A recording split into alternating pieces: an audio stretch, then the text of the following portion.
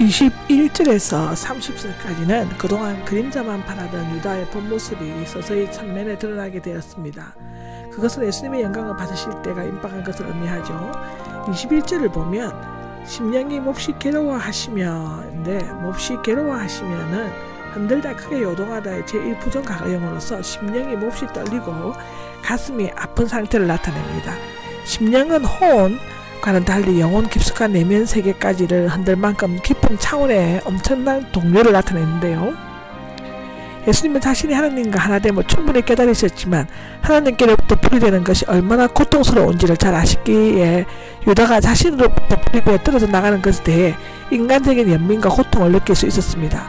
3년 동안 함께 지내온 온갖 사랑을 쏟았던 제자가 여러 차례 회개를 촉구하는 경고를 했지만 끝내 사탄의 손에 넘어가는 것을 바라보시면서 십자가를 지셔야 하는 절박한 마지막 상황에서 견딜 수 없는 고통을 느끼신 것입니다. 22절입니다. 22절에서는 의아해하면서가 나오죠. 당하다, 길을 잃다, 현재 분사로서 문자적으로는 길을 잃어버려 어찌할 바를 몰라 헤매는 것을 의미합니다. 어떤 일이 과연 그런가 하고 여전히 믿지 못하는 상태를 나타내고 있는데 서로 쳐다보기만 하였다는 자세 있게 뚫어보다의 미할 여행입니다. 어리둥절하여 서로 헛깃 쳐다보기는 시작했다는 뜻인데, 예수님은 세 번째 말씀하셨지만 그동안 전혀 눈치채지 못했던 제자들로서의 실로 천청병력 같은 충격을 느꼈을 것입니다. 23절입니다. 23절에는 예수님의 품에 기대어가 나오는데 여기에 제자들 중 한 사람은 본서의 저자인 요한일 것인데요. 또는 나사로였을 것이라고 주장하기도 합니다. 유대인들은 식사할 때 식탁에서 옆으로 비스듬히 누워 왼팔로 머리를 받치고 오른손으로 식탁 위에 놓인 음식을 먹었습니다.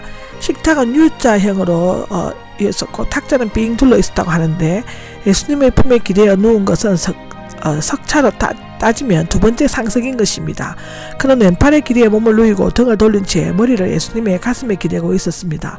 첫 번째 상석에는 베드로 또는 유다가 앉았을 것으로 추정되고 있는데 고갯집과 말도 한 것을 보면 맞은편이나 좀 거리가 있는 곳에 앉았을 가능성도 있습니다. 성질이 급한 베드로는 궁금해서 참기가 힘들었을 것인데, 그런데 만약 예수님께서 가론 유다라고 말씀하셨다면 아마도 베드로와 다른 제자들은 그를 가만히 내버려 두지 않았을 것입니다. 26절입니다. 26절에는 빵 한 조각이 나오죠. 이때는 유월절이었으므로 식탁에서 양고기와 누룩 없는 빵을 찍는 국물, 즉 신초에다가 무화과도 열매 등의 견과류와 향료 등을 섞은 것으로 2장 14절에 나옵니다. 그것이 놓여 있었을 것이었고 당시 특별히 높은 지위에 있거나 사랑하는 사람 앞에 빵 조각을 국물에 찍어주는 간섭이 있었다고 합니다. 이것은 예수님께서 자신을 팔아넘기려는 유다를 끝까지 사랑하고 감사 아니려고 했음을 보여주고 있죠. 아마도 요한이 주님 그가 누구입니까? 라고 나지막한 목소리로 물었을 때 예수님께서는 내가 빵 한 조각을 적셔서 주는 자가 바로 그 사람이다 라고 대답했을 것을 유다도 들을 수 있을 것입니다. 물론 이 대화를 다른 제자들은 듣지 못했을 것이며 유다에게 각별한 대접을 하는 것으로 이해했을 것입니다. 그리고 예수님의 유다의 마음을 들키기 위해 마지막으로 사랑의 호소를 하셨을 수도 있습니다. 17장입니다. 17장에는 빵 조각을 받자 사탄이 들어갔다 이렇게 되어 있는데 유다에게는 아직도 회개의 기회가 주어져 있었고 이때가 철회의 기회가 될 수 있었습니다. 예수님께서는 태연히 빵 조각을 받은 유다의 표정을 굳어졌고 사탄의 모습으로 흉측하게 일그러졌습니다. 이 찰나 위기의 순간에 하나님의 사랑은 잠시 힘을 잃어버리는 듯 했고 그동안 유다 주변에서 맴돌며 그에게 의심과 번민과 회의를 불러일으켰으며 기회를 노리고 있던 사탄, 즉 이곳에는 한 번만 나옵니다. 즉 유다가 예수께서 주신 회개의 기회를 거부하는 것을 아는 순간 재빨리 그 열린 틈 속으로 들어가 자리를 잡았을 것입니다. 내가 하려는 일을 더 빨리 해라 한데 유다가 완전히 사탄의 앞잡이가 된 것을 아신 예수님은 그에게 자신의 계획한 배신 행위를 착수할 것을 명하였습니다. 그러나 대제사장들에게 가서 예수님을 넘겨주기까지 유다에게는 아직도 짧기는 했지만 기회는 여전히 남아 있었습니다.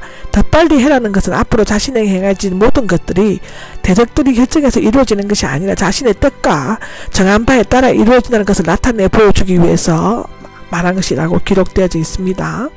18절입니다. 18절은 그 누구도 몰랐다가 나옵니다. 식사 자리에 앉은 사람들 요한까지도 예수님께서 하시는 말씀의 뜻을 알지 못했다고 합니다. 물론 요한이 안 것은 훨씬 그 이유였을 것입니다. 만약 알았다면 제자들은 유다가 밖으로 나가지 못하게 하고 큰 소란이 일어났을 것이나 유다는 언제나 자신의 정체를 철저히 숨기고 매사를 의도적으로 친밀하게 계획하고 행동했기 때문에 제자들은 그의 배신 행위를 전혀 눈치채지 못했다고 기록되어져 있습니다. 29절입니다. 29절에는 유다가 돈주머니를 맡고 있었으므로가 되어 있는데 제자들은 명절에 쓸 것들을 사라, 즉 니산월 14일에 물건을 살 수 있는데 또는 가난한 자들에게 무엇을 주라 예수님께서는 친히 구제하셨습니다. 그 말씀하신 것을 생각을 하였는데 이것은 또한 예수님께서 유다와 다정하고 친근하게 대화를 주고받았음을 암시하고 있습니다. 30절입니다. 30절은 그때는 밤이었단데 제자들은 생명의 빛 대신 예수님과 함께 있었는데 유다는 홀로 어둠 속으로 나갔습니다. 어둠은 악의 세계에 마귀가 일하기에 적합한 것인데 유다는 예수님께서 이미 경고하신 어둠의 위험성을 잃어버렸습니다. 사람이 자신의 의지대로 살기 위해 사랑을 거절하고 그리스도에게서 등을 돌리고 떠나갈 때는 언제나 완벽한 파멸의 밤입니다. 예수님께서 십자가를 지시는 것은 하나님께서 예정하신 일이었으므로 유다의 배신이 없었어도 그대로 행해졌을 것입니다. 유다가 아니면 다른 것이었겠죠. 언제나 얼마든지 있을 수 있다는 교훈을 던져주고 있습니다. 한편 해가 지구에 의해 잠시 가려지듯이 이제 예수님께서는 어둠의 근세에 의해 가려지면서 어둠의 시간이 시작되고 있습니다. 그러나 예수님께서 십자가에서 죽으신 지 3일 만에 부활하실 때 영광의 해는 또다시 찬란한 빛을 발할 것을 우리는 알고 있었습니다.